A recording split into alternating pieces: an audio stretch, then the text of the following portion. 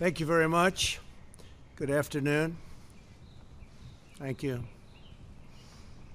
I'm here today to talk about our relationship with China and several new measures to protect American security and prosperity. China's pattern of misconduct is well known. For decades, they've ripped off the United States like no one has ever done before. Hundreds of billions of dollars a year were lost dealing with China, especially over the years during the prior administration.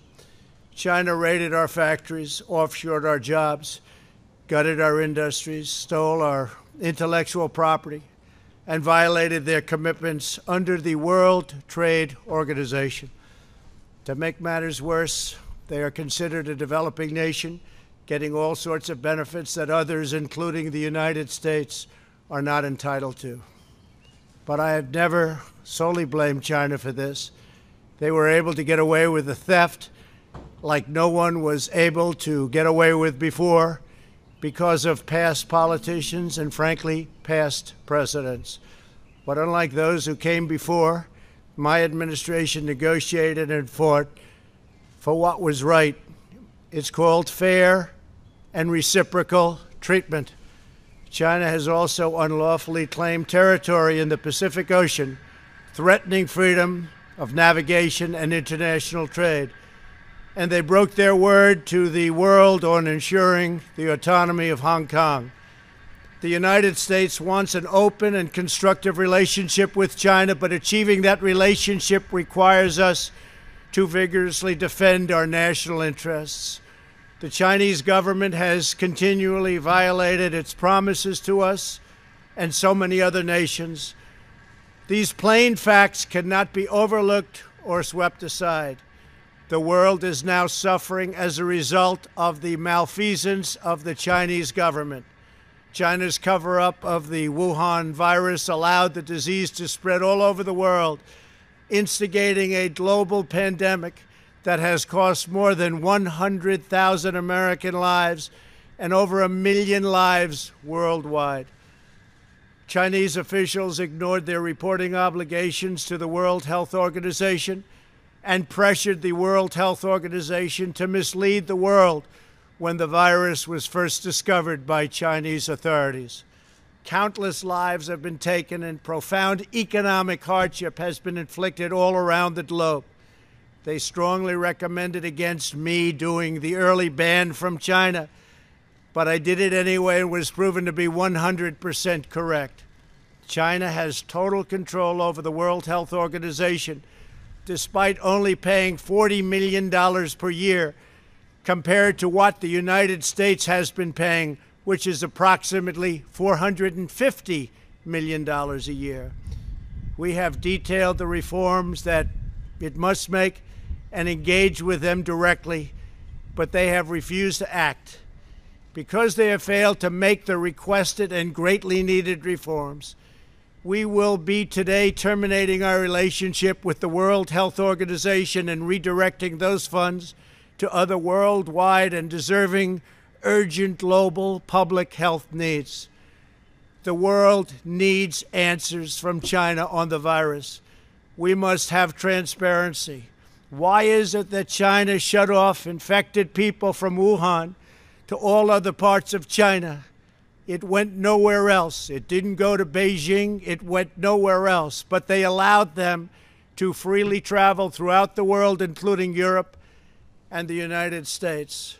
The death and destruction caused by this is incalculable. We must have answers, not only for us, but for the rest of the world. This pandemic has underscored the crucial importance of building up America's economic independence, reshoring our critical supply chains, and protecting America's scientific and technological advances. For years, the government of China has conducted illicit espionage to steal our industrial secrets, of which there are many.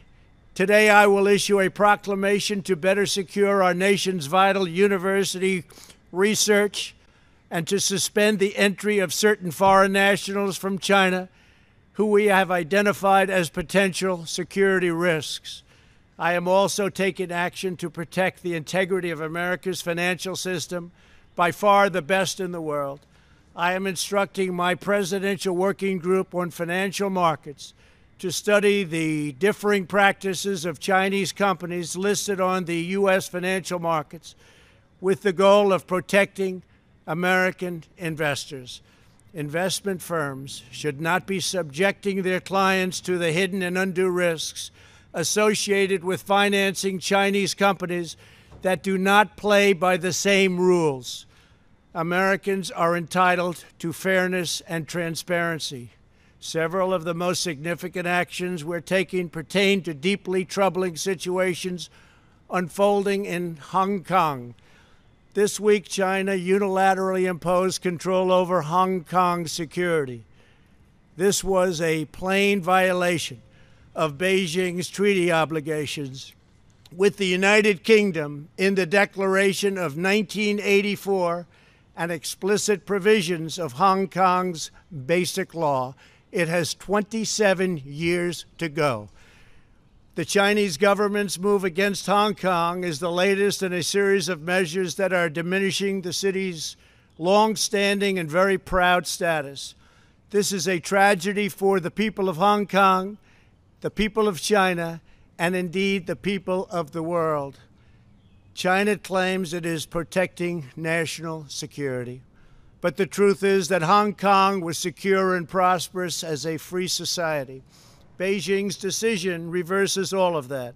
It extends the reach of China's invasive state security apparatus into what was formerly a bastion of liberty. China's latest incursion, along with other recent developments that degraded the territory's freedoms, makes clear that Hong Kong is no longer sufficiently autonomous to warrant the special treatment that we have afforded the territory since the handover. China has replaced its promised formula of one country, two systems with one country, one system.